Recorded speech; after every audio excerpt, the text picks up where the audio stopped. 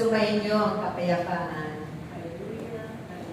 Ang araw na ito ay isang himala sa mga nagkatipon na mga anak ng Diyos sa lugar na ito.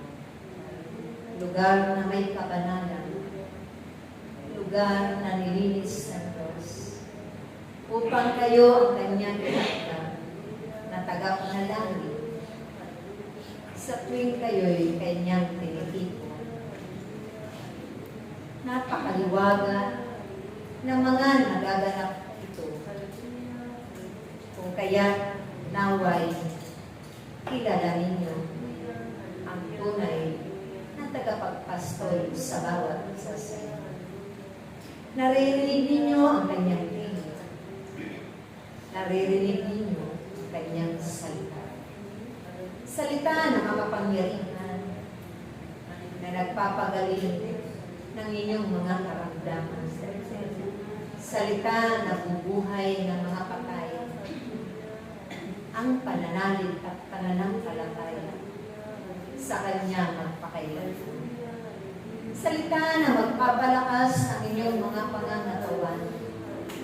Salita na magbibigay pag-asa, magbibigay liwanag, dahil ako ang pinadala ng Diyos na tunay na pastol ng sanlibutan.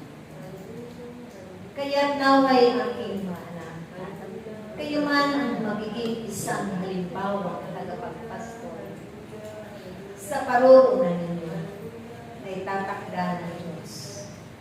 Huwag ninyong panglilihaan, ganapin ang lahat ng buong pag-ibig at buong kagalakan.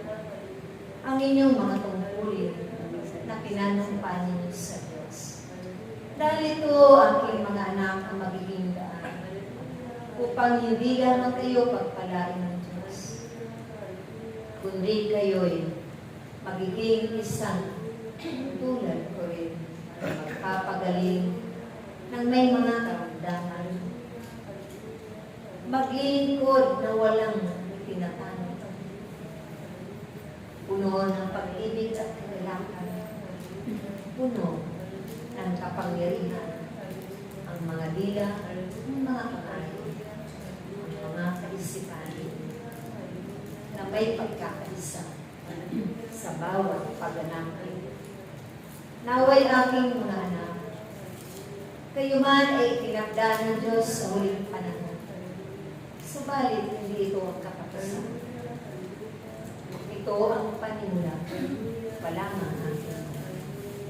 At mahaba pa ang inyong lalakbayin na kasama kami. Kaya panaligan ninyo at pananampalatayanan ninyo na kailanman hindi pa matatapos ang gawain ito. Marami pang gawain tayong pagsasama. Gagabayan namin kayo at kailanman hindi kayo mabibigyan. Lahat ng itatakda ng Diyos na kanyang gawain ay inyong mapagtatuloy. Sa pamamagitan ng pagpapahalaga ninyo, sa pamamagitan ng pagsunod ninyo, ng buong puso, buong pag-ibig, buong pagkakaisa, tunay at tiyak ang inyong tatahaking landas.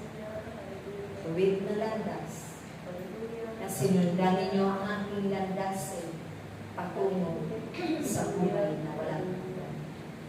Hindi pa man natatapos ang inyong mga ibig ay tinakda ng Diyos. Naroon na ang mga himala. Hindi lamang sa inyo magkakapatid, sa pananampalataya, maging doon sa mga akay ninyo, na nailapit ninyong mga tupa sa banal na panahon ng Diyos. At ito'y panghawakan ninyo, magaganap at magaganap ang biyaya. Dahil sa panimula pa lamang, ibinubuhos ng Diyos ang kasalanan. Ang lahat-lahat ng mga himala, higit sa doon, sa mga lugar na inyong ipinagdaraos ng kanyang gawain. Ang piging ngayon ay siyang nakatakda. Kaya't makatandaan ninyo at alalahanin ninyo na naroon siya lang, handang lumahan, handang tumulong, handang magkaloob ng maraming biyaya bago na inyong pangangailangan.